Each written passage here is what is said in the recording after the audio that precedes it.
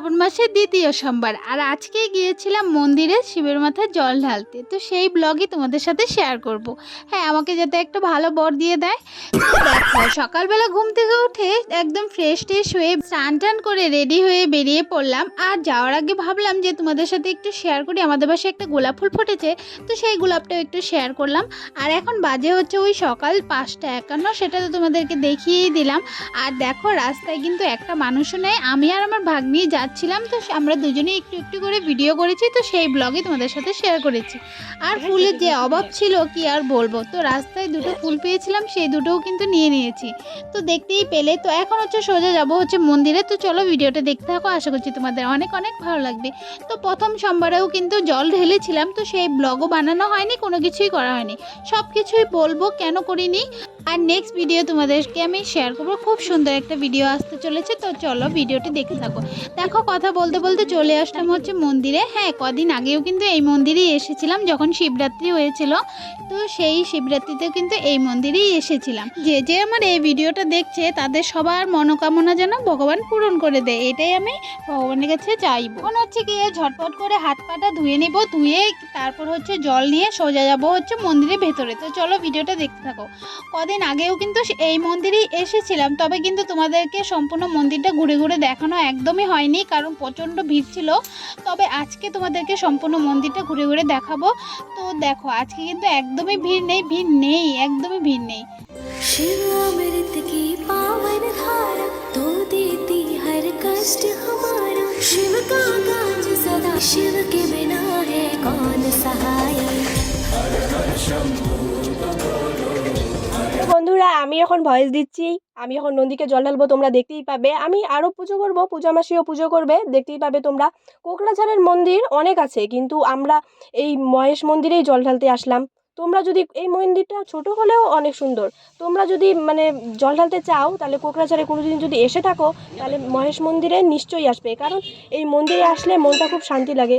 তো দেখতে দেখতে পূজা মাসিও পুজো দিচ্ছে।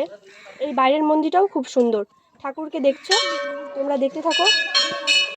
शिव अमृत की पावन धारा तो देती हर कष्ट हमारा। शिव का काज सदा सुखदाई, शिव के बिना। তো দেখো, এখন হচ্ছে ওই দুজনে কিন্তু পুরো মনোযোগ দিয়ে পুজোটা করে নিচ্ছে। আর আমরা দুজন কিন্তু এখন বাইরে চলে এসেছি। ওই বটগাছের নিচে একটা ছোট্ট একটা শিবলিঙ্গ আছে, তো সেখানে হচ্ছে জল টল ঢেলে পুজোটা করে নিচ্ছি। আমাদের দুজনে কিন্তু পুজো দেওয়া পুরোটাই কমপ্লিট। এখন হচ্ছে তোমাদেরকে সম্পূর্ণ মন্দিরটা ঘুরে ঘুরে দেখাবো। তো দেখো, এখন যাব হচ্ছে গণেশ পুজো দেবো। তো সেই গণেশ ঠাকুরের মূর্তির সামনেই যাব। আর তোমাদেরকে আমি প্রথমেই বলি, এটা কিন্তু একটাই মন্দির, আর একটা মন্দিরের ভেতরে হচ্ছে 3টা মন্দির। তো কেমন কি সব কিছুই কিন্তু তোমাদেরকে বলবো। মাঝখানে হচ্ছে ওই শিবলিঙ্গ আছে, পুজো টুজো দিয়ে আসলাম। আর বাইরে দিয়ে হচ্ছে অনেক বড় করে শিবের মূর্তি আছে, তো সেখানেও কিন্তু পুজো টুজো দিয়ে চলে আসলাম এখন হচ্ছে গণেশ পুজো দেওয়ার জন্য। তো দেখো, গণেশ পুজো দিয়ে বেরিয়ে পড়লাম হচ্ছে সাইডেই কিন্তু আবার হচ্ছে হনুমান মন্দির আছে, তো হনুমান পুজোও কিন্তু দিয়ে দিলাম একটু। তো দেখো, হনুমান পুজো দেওয়ার পর এখন তোমাদেরকে আমি বলছি। তো মন্দিরে ঢুকতে প্রথমেই কিন্তু হনুমান মন্দির, তারপরে মাঝখানে হচ্ছে শিব মন্দির, আর লাস্টে গিয়ে হচ্ছে গণেশ মন্দির। তো 3টা মন্দির কিন্তু। তো তোমাদের কিন্তু আমি সম্পূর্ণ মন্দিরটা কোন জায়গায় কি মন্দির আছে সব কিন্তু সুন্দর করে বুঝিয়ে দিলাম। এখন যাব হচ্ছে ওই উপরে যাব, আর উপরে গিয়ে ওই বাড়ি থেকে যে ধূপকাঠি আর মোমবাতি নিয়ে এসেছিলাম সেগুলো এখন হচ্ছে ধরিয়ে জ্বলিয়ে যাব হচ্ছে সব মন্দিরে একটু একটু করে ঘুরাবো। আর ঘুরিয়ে তারপর হচ্ছে গিয়ে ওই বাড়ি চলে যাব। তো চলো ভিডিওটা দেখতে থাকো। ওই দেখো, আমি কিন্তু সব কিছু কিন্তু জ্বলাচ্ছিলাম। আর না, অনেকটা টাইম লেগেছিল, কারণ ওই জল পড়েছিল, তো জল পড়ার কারণে সবগুলো ড্যামেজ হয়ে গিয়েছিল, তো একটু ধরতে একটু সময় লেগেছিল। যাই হোক, তারপরে ওই অল্প একটু সময় লাগার পর তারপর কিন্তু ধরেছিল। তারপর দেখো, সব কিন্তু এখন ধরিয়েই দিয়েছি। এখন তোমাদেরকে বলি যে আমি প্রথমের সোমবারে কেন ব্লগ বানানো হয়নি বা কি, সব কিছুই এখন তোমাদেরকে বলছি। তো দেখো, প্রথম সোমবারে হচ্ছে প্রচণ্ড বৃষ্টি ছিল, আর বৃষ্টির কারণে কিন্তু কোনো মন্দিরেও যাওয়া হয়নি, কোনো কিছুই করেনি। বাড়ির সামনে একটা একটা ছোট্ট করে একটা মন্দির আছে, মানে বাড়ির পুজো দেওয়ার মন্দির।